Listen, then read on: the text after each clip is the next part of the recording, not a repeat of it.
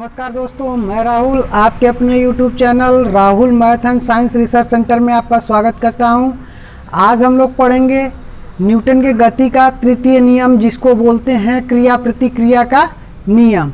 तो इससे पहले वाले वीडियो में हम लोग दो नियम पढ़ चुके थे, पहला और दूसरा, न्यूटन के गति का प्रथम नियम और द्वितीय नियम। इसको हम लोग पहले वाले वीडियो में कवर कर चुके थे। आज हम लोग पढ़ेंगे न्यूटन के गति का तृतीय नियम, जिसको क्रिया प्रतिक्रिया के नाम से जाना जाता है। तो आइए समझते हैं कि क्रिया प्रतिक्रिया का नियम क्या है। ठीक है, तो देखिए,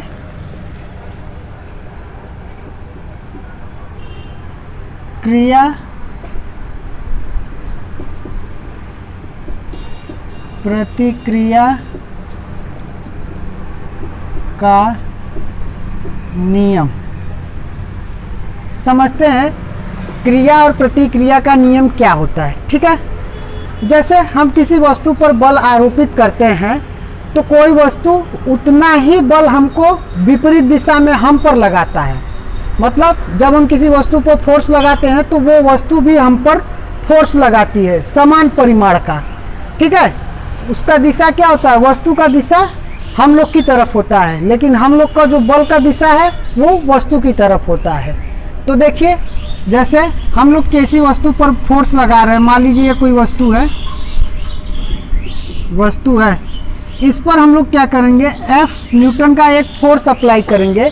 तो क्या करेगा, ये वस्तु भी जो है वो समान परिमाण का एक फोर्स विपरीत दिशा में कार्य करेगा, जिसका परिमाण क्या होगा, F ही होगा। ठीक है, F न्यूटन का फोर्स लगा रहे हैं तो उसका परिमाण भी F होगा, लेकिन दिशा के विपरीत होगा। जिस दिशा में हम लोग फोर्स लगा रहे हैं उस दिशा के विपरीत फोर्स वस्तु लगाती है। ठीक है, बात समझ में आ गया। इसी को हम लोग कहते हैं क्रिया प्रतिक्रिया का नियम। जैसे क्रिया हम लोग किए, पहला फोर्स लगाकर इस वस्तु पर क्रिया हम लोग किए, तो ये जो वस्तु है वो प्रतिक्रिया में क्या दिया, उसी बराबर परिमाण का एक बल हम लोग को विपरीत दिशा में दे दिया। ठीक है, तो इसी को कहते हैं क्रिया प्रतिक्रिया का नियम। तो देखिए, इसको डिनोट कैसे करते हैं, जैसे F12 equal to minus F21।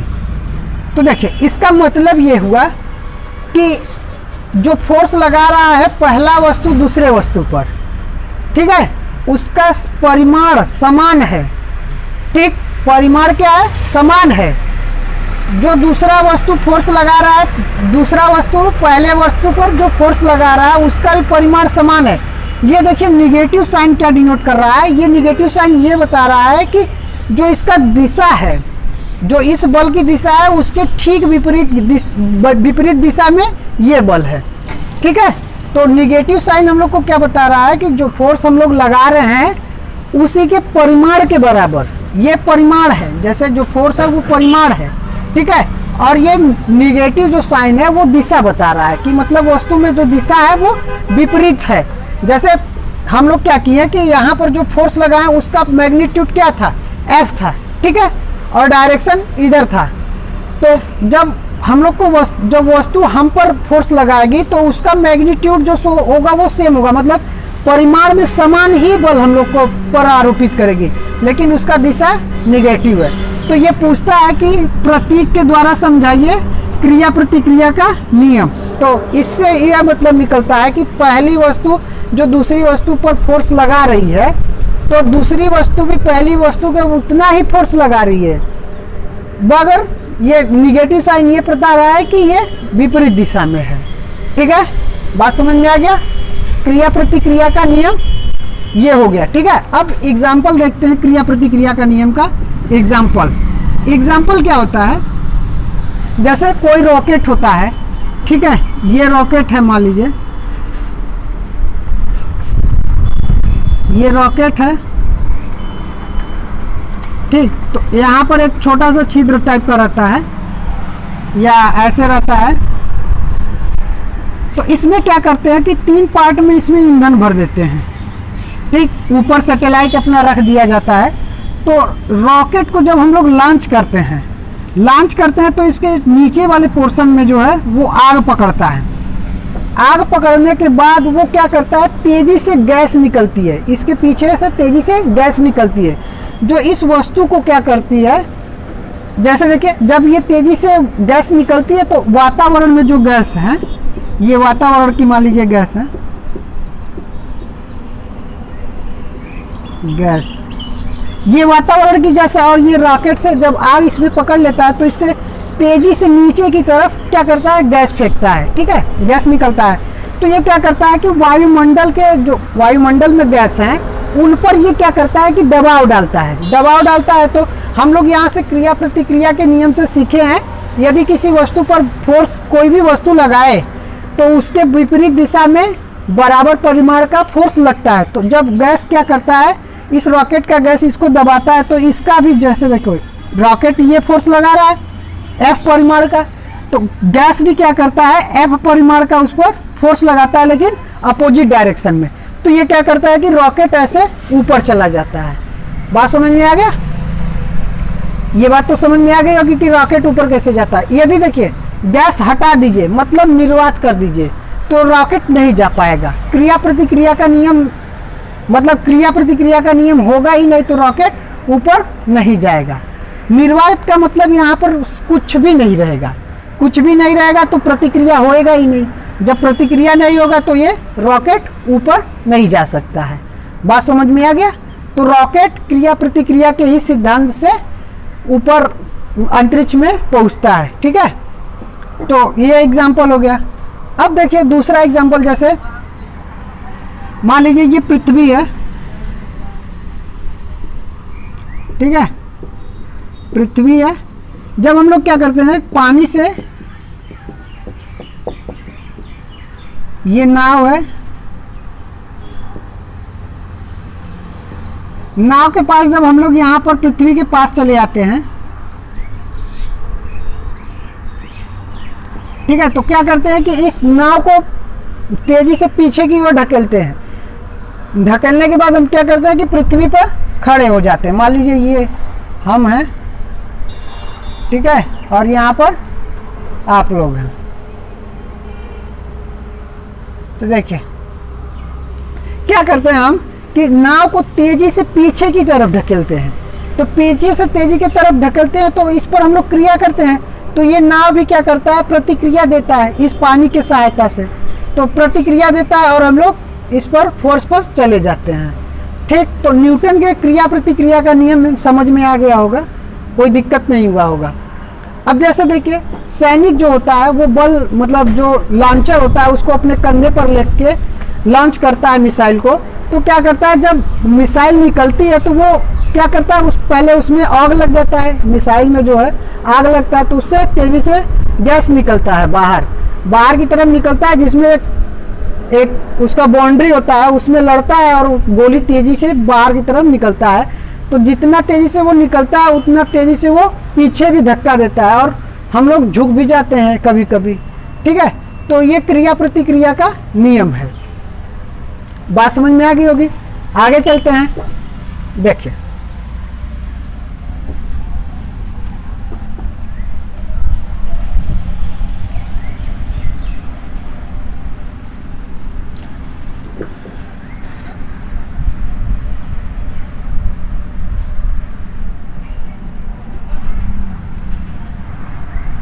अब आइए समझते हैं गुरुत्व केंद्र क्या होता है।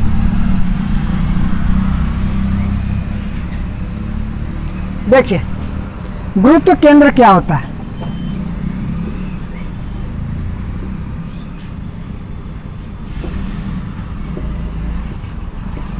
गुरुत्व केंद्र क्या होता है ये समझ लेते। जैसे देखिए कोई भी वस्तु हो, ठीक है, कोई भी वस्तु है, उसका वह बिंदु, किसी वस्तु का वह बिंदु जिस पर उस वस्तु का समस्त भार केंद्रित होता है या समस्त भार कार्य करता है, तो उसी को हम लोग कहते हैं कि वो वस्तु का गुरुत्व केंद्र है। बात समझ में आ गया। जैसे देखिए ये हमारा कोई वस्तु है, ठीक है, तो इसका गुरुत्व केंद्र कहाँ होगा। मान लीजिए ये इसका गुरुत्व केंद्र है, तो इसका मतलब ये हुआ कि इस पूरे पदार्थ का, मतलब इस पूरे वस्तु का जो भार है वो इसी पॉइंट पर केंद्रित है। तो इसको समझ दिया कैसे केंद्रित है। मान लीजिए ये पृथ्वी है, ठीक है, पृथ्वी है, यहाँ वस्तु है, ठीक। तो वस्तु जो है छोटे छोटे कणों से मिलकर बना होगा, ठीक है। तो पृथ्वी क्या करती है, सभी कण को अपने केंद्र की तरफ खींचती है फोर्स लगाकर, ठीक। तो इन सभी फोर्सों का जो एक रिजल्टेंट होता है, मतलब सभी फोर्स का जो एक रिजल्टेंट फोर्स है वो जिस पॉइंट पर होता है, ठीक है, वो जिस पॉइंट पर होता है उसी को उस वस्तु का गुरुत्व केंद्र कहते हैं। बात समझ में आ गया। मतलब देखिए गुरुत्व केंद्र क्या है, वह बिंदु, जैसे देखिए अब सभी को पृथ्वी क्या करेगा, छोटे छोटे मॉलिक्यूल से ये मिलकर बना है ये वस्तु, तो सबको खींचेगा। इसका मतलब ओवरऑल देखा जाए, टोटल रिजल्टेंट देखा जाए तो वो पूरा वस्तु को खींचेगा। और पूरे वस्तु को एक पॉइंट से, जैसे यहाँ से मान लीजिए खींच रहा है सभी, मतलब इसका समस्त जो भार है वो केंद्रित किस पर है, पॉइंट, मान लीजिए ए पॉइंट है ये, तो इस पर केंद्रित है। तो इसी पॉइंट को हम लोग क्या कर देते हैं, गुरुत्व केंद्र कर देते हैं। बात समझ में आ गया। और देखिए जैसे यहाँ से समझिए, तो या तो देख लीजिए ऐसे, जैसे कोई भी पार्टिकल से मिलकर बना वस्तु है तो उसका जैसे सब लंबवत नीचे की ही ओर होगा। क्यों, मान लीजिए वस्तु दूर पर है तो ये पृथ्वी बहुत ज़्यादा फैला हुआ है, बहुत ज़्यादा फैलने होने के कारण ये क्या करेगा, सबको नीचे की तरफ खींचेगा, हर पार्टिकल को नीचे की तरफ खींचेगा। तो नीचे की तरफ खींचने का मतलब कि वो पूरा रिजल्टेंट मिला दे तो पूरा वस्तु को खींच रहा है, ठीक है। तो पूरा वस्तु को एक जिस पॉइंट पर, मतलब देखिए इस सभी वस्तुओं, मतलब इन सभी जो वस्तु हैं इनका जो समस्त भार जिस पॉइंट पर केंद्रित है, मतलब समस्त भार इसी पॉइंट पर केंद्रित है, तो इसी को हम लोग क्या कर देते हैं, इस वस्तु का गुरुत्व केंद्र कर देते हैं। यह क्या है, गुरुत्व केंद्र, गुरुत्व केंद्र, गुरुत्व केंद्र है, ठीक है। बात समझ में आ गया होगा, गुरुत्व केंद्र। अब आइए देखते हैं संतुलन के प्रकार। ये छोटा छोटा टॉपिक है बस, देखिए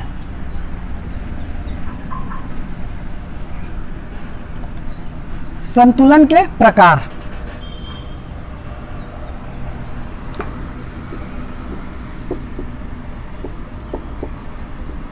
संतुलन के प्रकार, देखिए संतुलन के प्रकार क्या है, संतुलन कितने प्रकार के होते हैं।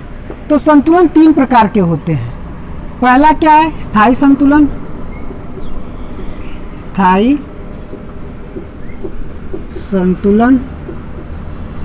दूसरा क्या है, अस्थायी संतुलन, अस्थायी संतुलन। तीसरा क्या है, उदासीन संतुलन, उदासीन संतुलन, ठीक है। तो इन तीनों संतुलन के प्रकार को आज समझते हैं, ठीक। जैसे कोई हमारा ये पृथ्वी का एक फर्श है, इस पर हम ये कोई वस्तु रखे हुए हैं, ठीक। किसी वस्तु को थोड़ा सा विस्थापित किए, ऐसे थोड़ा सा विस्थापित किए तो ये इस स्थिति में मान लीजिए आ गया,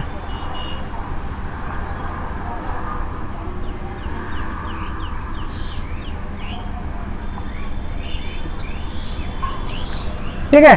किसी वस्तु को थोड़ा सा विस्थापित करने पर, विस्थापित करके छोड़ने पर वह अपने पुनः पूर्ण अवस्था में आ जाता है, मतलब जिस स्थिति में था उस स्थिति में आ गया, ठीक। बात समझ में आ गया। जैसे किसी वस्तु को थोड़ा सा विस्थापित करके छोड़ने पर वह जिस स्थिति में था उसी स्थिति में पहुंच जाता है। जैसे देखिए पहली स्थिति क्या थी उसकी, ए बी सी, मान लीजिए ए डैश बी डैश सी, पहली स्थिति उसकी थी ए बी सी, ठीक है। ए बी सी पहली स्थिति थी और दूसरी स्थिति उसकी क्या थी, यहां से देखिए ए डैश बी डैश सी थी, ठीक। तो क्या किया, हम किसी वस्तु को थोड़ा सा विस्थापित करके छोड़ने पर वह पुनः अपने जिस स्थिति में थी पूर्ण स्थिति में वो आ जाती है। तो इसको हम लोग कह देते हैं कि वस्तु क्या है, स्थायी संतुलन में है। स्थायी संतुलन, स्थायी संतुलन में है। ठीक है, बात समझ में आ गया होगा। किसी वस्तु को थोड़ा सा विस्थापित करके छोड़ने पर पुनः वह जिस स्थिति में थी उसी स्थिति में वो लौट आती है, तो हम लोग कह देते हैं कि वो वस्तु स्थायी संतुलन में है। ठीक, दूसरा आइए, जैसे ये है, मान लीजिए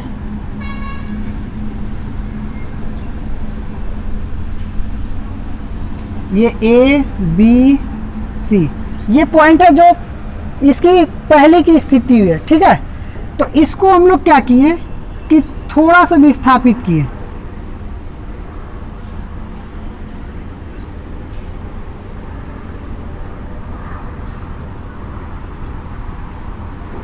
तो बी डैश यहाँ आ गया, सी डैश यहाँ आ गया, थोड़ा सा विस्थापित करके छोड़ने पर।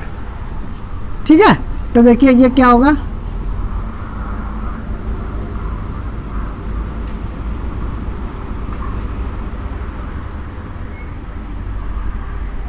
बी ये मान लीजिए पी क्यू। ठीक है, तो देखिए अस्थायी संतुलन क्या होता है, जब किसी वस्तु को थोड़ा सा विस्थापित करके छोड़ने पर वह पुनः अपने पहले वाली स्थिति में नहीं आ पाती है। पहली स्थिति क्या है, ए बी सी, इस स्थिति में यदि आ जाती तो स्थायी संतुलन हो जाता है। इस स्थिति में नहीं आती है, इसका मतलब ये संतुलित, मतलब स्थायी संतुलन की अवस्था में नहीं है, तो इसको हम बोलते हैं अस्थायी संतुलन। मतलब परिभाषा सीधे सीधे ये है कि किसी वस्तु को थोड़ा सा विस्थापित करके छोड़ने पर वह वस्तु अपनी पूर्ण स्थिति में नहीं आ पाती है, इसी को हम लोग क्या कहते हैं, अस्थायी संतुलन कहते हैं। ये क्या हो गया, अस्थायी संतुलन, अस्थायी संतुलन। बात समझ में आ गया, अस्थायी संतुलन। अब देखिए तीसरा पॉइंट आता है उदासीन संतुलन।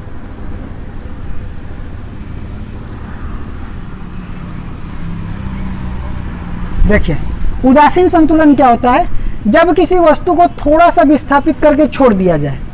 ठीक है, थोड़ा सा विस्थापित करके छोड़ दिया जाए तो वह वस्तु जिस स्थिति में पहुंच जाती है, जिस स्थिति में पहुंच जाती है उसी स्थिति में वो संतुलित हो जाती है, तो हम लोग कह देते हैं कि वो उदासीन संतुलन में है। मतलब देखिए ये ए पॉइंट है और ये बी पॉइंट है, तो यहाँ से थोड़ा सा विस्थापित करके इसको छोड़े तो ये बी वाली स्थिति में हो गई, और बी वाले भी स्थिति में वो संतुलित है, तो इसी को हम लोग बोल देते हैं कि ये उदासीन संतुलन है। उदासीन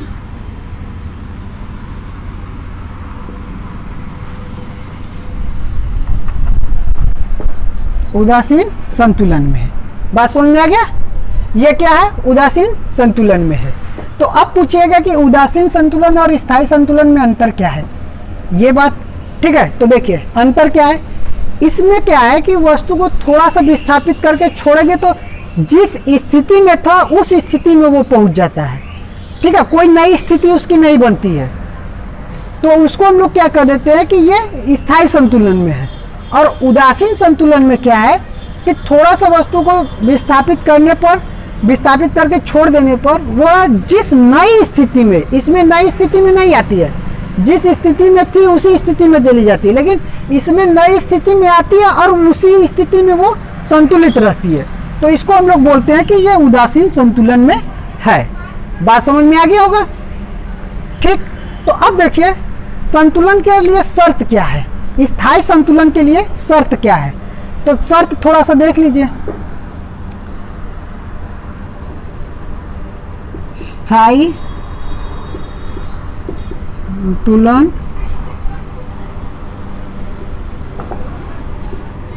के लिए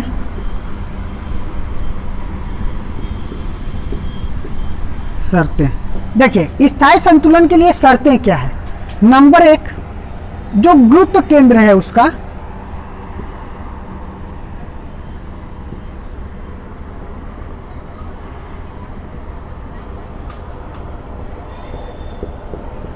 देखिए पहला क्या है कि गुरुत्व केंद्र जो है, गुरुत्व केंद्र जो है वो नीचा हो। ठीक, स्थायी संतुलन के लिए पहला कंडीशन है कि जो गुरुत्व केंद्र हो वो नीचा हो, और दूसरा जो उसका गुरुत्व केंद्र से ऊर्ध्वाधर रेखा जाए। ठीक, गुरुत्व केंद्र से जो ऊर्ध्वाधर रेखा जाए वो आधार क्षेत्र में ही हो।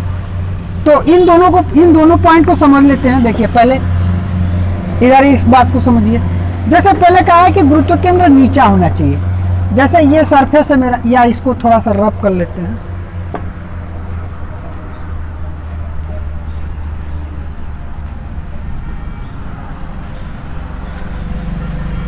तो देखिए क्या है कि जैसे कोई वस्तु है, ठीक, उसका गुरुत्व केंद्र होगा, और गुरुत्व केंद्र क्या है, एक ही पॉइंट होता है।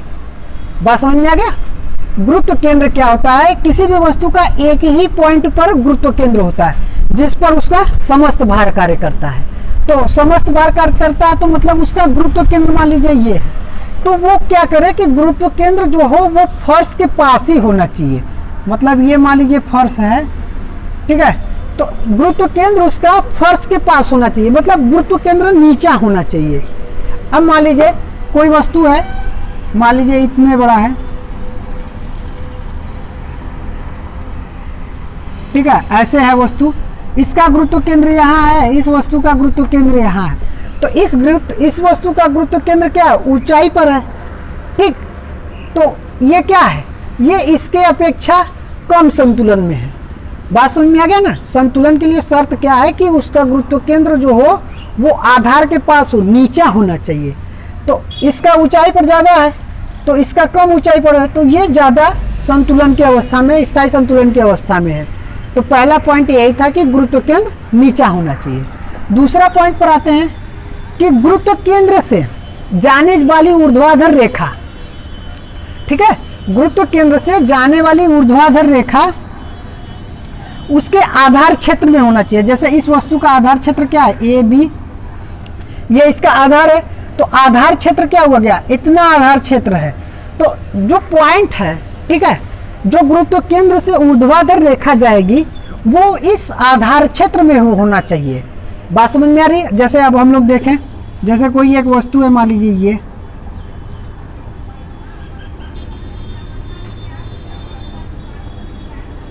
या ऐसे मान लीजिए इसका, या इधर से थोड़ा सा और बढ़ा दीजिए, ठीक है।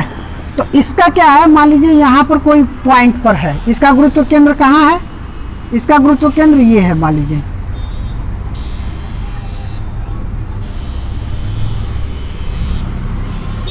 इस पॉइंट का गुरुत्व केंद्र ये था, ये था, ठीक है। तो इस वस्तु का क्या है, गुरुत्व केंद्र यहाँ पर है, और इसका आधार क्षेत्र कितना है, मान लीजिए यहाँ से यहाँ तक ये आधार पर रखा हुआ है, ए और बी, ठीक। तो क्या है, ये इसके आधार क्षेत्र, जैसे यहाँ से क्या करे, ऊर्ध्वाधर रेखा कोई खींचे, ठीक है, ये ऊर्ध्वाधर रेखा खींचे, तो इसके आधार क्षेत्र में नहीं है, तो ये क्या है, संतुलित नहीं है, मतलब स्थायी संतुलन की स्थिति में नहीं है, कम स्थायी संतुलन में है, या रखा हुआ है तो कम स्थायी संतुलन में, ठीक है। तो आधार जो है, मतलब देखिए जिस पॉइंट का आधार क्षेत्र इसके आधार क्षेत्र से होना चाहिए, मतलब यहाँ से जो ऊर्ध्वाधर रेखा जा रही है गुरुत्व केंद्र से, किसी वस्तु के गुरुत्व केंद्र से जब ऊर्ध्वाधर रेखा जा रही है तो वो उसके आधार क्षेत्र से होकर जाना चाहिए, नहीं तो वो स्थायी संतुलन की अवस्था में नहीं रहती है। बात समझ में आ गया? अब देखिए पीसा का पिरामिड सुने होंगे आप लोग कि वो टेढ़ा है, तो देखिए उसमें क्या लॉजिक है, वो भी स्थायी संतुलन में है। जैसे देखिए ऐसे है, ठीक, कुछ थोड़ा सा झुका हुआ टाइप का है, ऐसे ये फर्श है, तो ये क्या है कि ऐसे झुका हुआ है,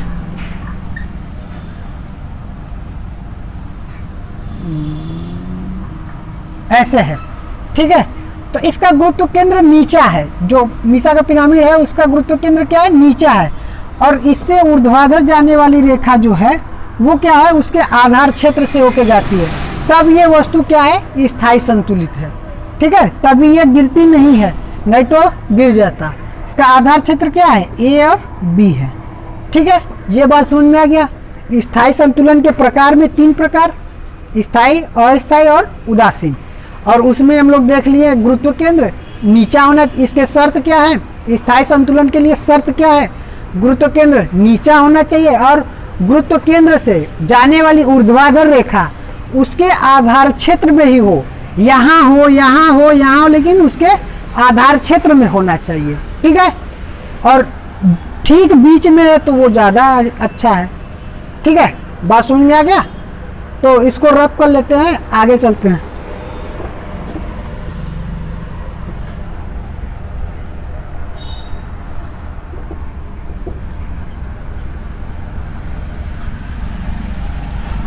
अब आगे देखिए,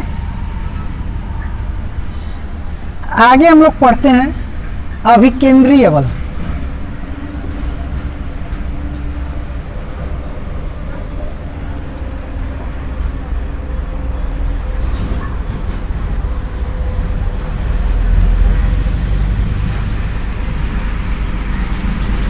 अभिकेंद्रीय बल। ठीक है, अभिकेंद्रीय बल क्या होता है, जैसे कोई भी वस्तु है, यदि वह वृत्ताकार पथ पर गति कर रहा है तो उस वस्तु पर केंद्र की तरफ एक बल कार्य करता है, जिसे हम लोग क्या कहते हैं, अभिकेंद्रीय बल। बात समझ में आ गया होगा। तो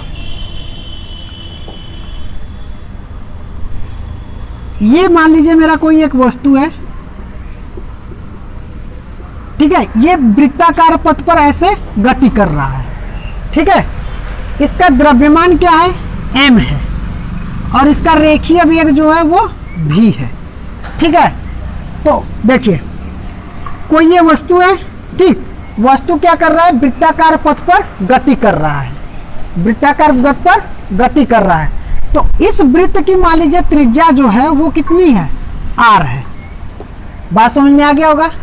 यदि कोई भी वस्तु किसी वृत्ताकार पथ पर गति करता है तो उस वस्तु पर लगने वाला जो बल है केंद्र की तरफ, उसी को हम लोग क्या कहते हैं, अभिकेंद्र बल कहते हैं। बात समझ में आ गया। तो अभिकेंद्र बल बराबर क्या होता है, F = mv²/r। इसी को हम लोग क्या कहते हैं, अभिकेंद्र बल। बात समझ में आ गया। यम क्या है, यम वस्तु का द्रव्यमान है।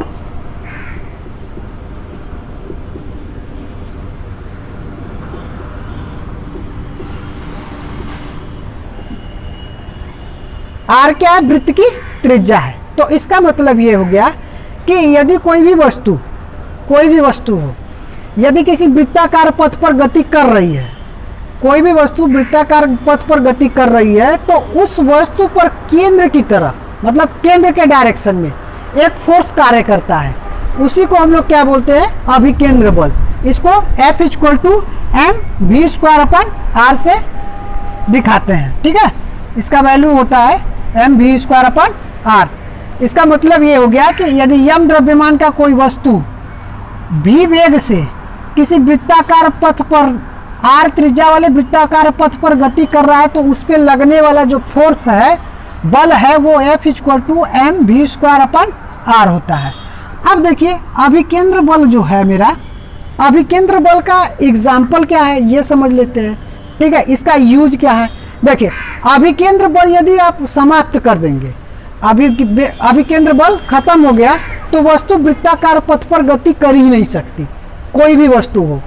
तो अभिकेंद्र बल नहीं रहने के कारण, मतलब अभिकेंद्र बल यदि नहीं है तो कोई भी वस्तु वृत्ताकार पथ पर गति कभी कर ही नहीं सकती। बात समझ में आ गया। अब देखिए अभिकेंद्र, हम लोग के यहाँ ढालूदार सड़क जो है वो क्या करते हैं, जिस साइड में हमको मुड़ना होता है, मान लीजिए हमको ऐसे मुड़ना है, तो उस जिस डायरेक्शन में हमको मुड़ना है उसको क्या कर देते हैं, छत, मतलब जो वो सड़क होती है उसको थोड़ा सा नीचे, और जिधर से मुड़ना होता है उसको थोड़ा सा ऊपर उठा देते हैं। मतलब देखिए यदि हमको ऐसे मुड़ना है ना, तो सड़क देखे होंगे कि इस, मतलब ये वाला जो सतह है वो थोड़ा सा नीचा होता है, और ये वाला जो सतह होता है थोड़ा सा ऊपर होता है। मतलब ऐसे होता है सड़क कि आसानी से उसको अभिकेंद्र बल प्राप्त हो सके, वो आसानी से मुड़ जाए और गिरे ना। तो ये इसका एग्जाम्पल है। बात समझ में आ गया? जैसे क्या करते हैं हम लोग, बाइक से जब चलाते हैं तो जिधर से मुड़ना होता है तो बाइक को हल्का सा टेढ़ा कर लेते हैं, वो पूरा अभिकेंद्र बल बनाने के लिए करते हैं। अभिकेंद्र बल यदि नहीं बनता तो हम लोग वहीं पर गिर जाते हैं। अभिकेंद्र बल अच्छे से बन जाता है और हम लोग आसानी से चले जाते हैं। बात समझ में आ गया? अभिकेंद्र बल का यूज भी हो गया है। ठीक, अब आते हैं अपकेंद्र बल। अपकेंद्रीय बल। अपकेंद्रीय बल, देखिए अपकेंद्रीय बल क्या होता है? जस्ट इसी का अपोजिट होता है।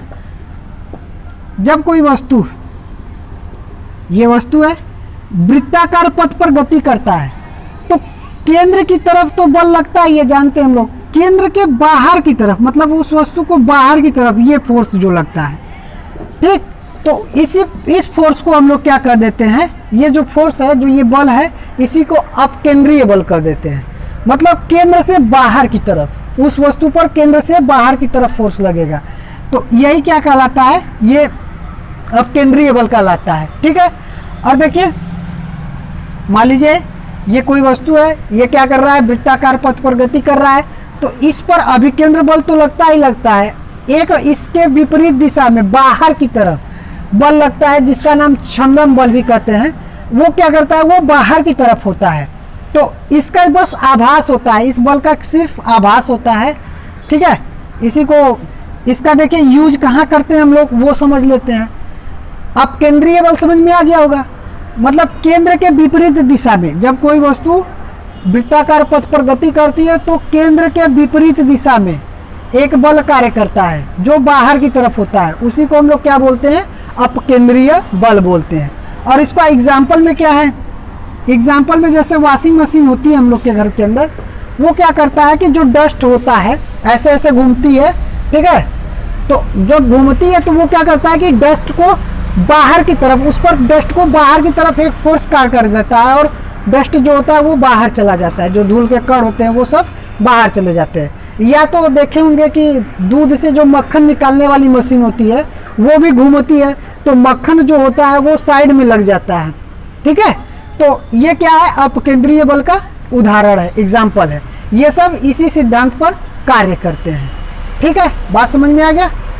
देखिए, अभिकेंद्र मतलब जो अभिकेंद्र बल है उसके लिए घर्षण भी, जैसे अभिकेंद्र बल बनाने के लिए घर्षण भी सहायक होता है। ठीक है, और इसका क्या है, वेग भी इस पर डिपेंडेंट होता है और इसका द्रव्यमान पर भी डिपेंडेंट होता है, तो ये सब इस पे डिपेंडेंट है अभिकेंद्रीय बल पर। ठीक है, बात समझ में आ गया होगा, दोनों बातें समझ में आ गई होगी अच्छी से।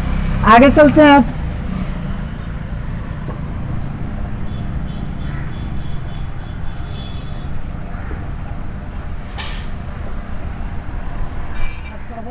क्या होता है, ठीक है, देखिए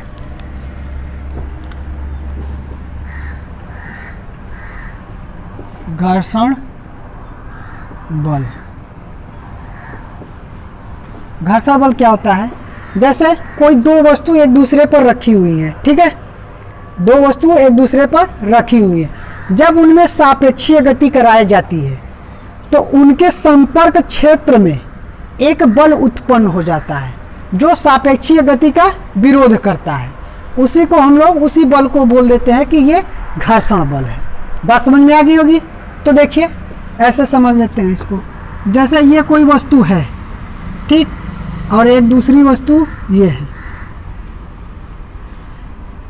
इसका नाम रख लीजिए ए और इसका नाम बी। ठीक है, ये दोनों वस्तु क्या है, एक दूसरे पर रखी हुई हैं। बात समझ में आ रहा है? जब इनमें सापेक्षीय गति कराया जाता है तो इनके संपर्क क्षेत्र में, जो ये संपर्क क्षेत्र है यहाँ से यहाँ तक, संपर्क क्षेत्र में एक बल उत्पन्न हो जाता है जो इनके सापेक्षीय गति का विरोध करता है।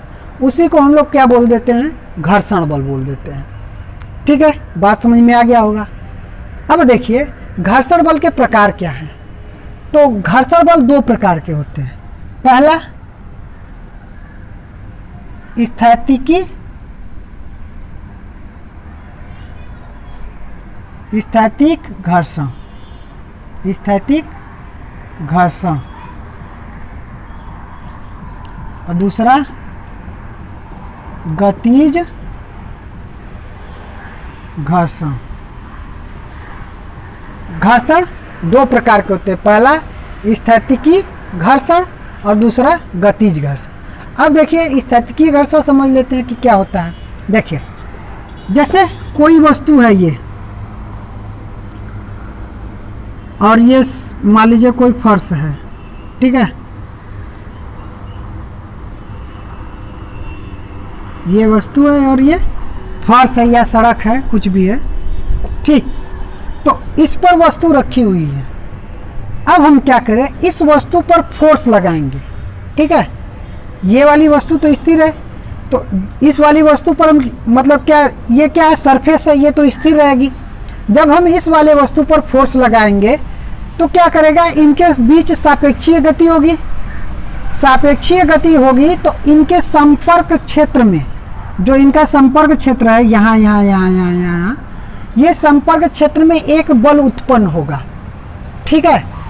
तो वो बल उत्पन्न होगा तो वो क्या करेगा, इनके सापेक्षीय गति का विरोध करेगा, ठीक।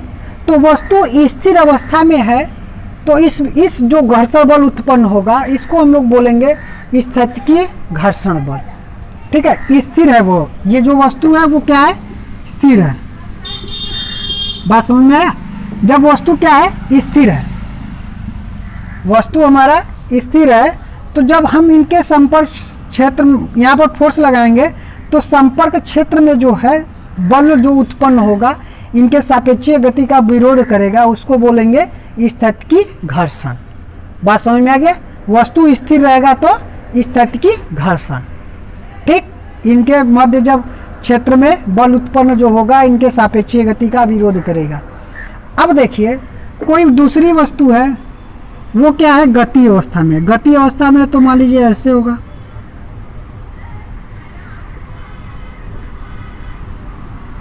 गति अवस्था में, ठीक है। ये वस्तु है,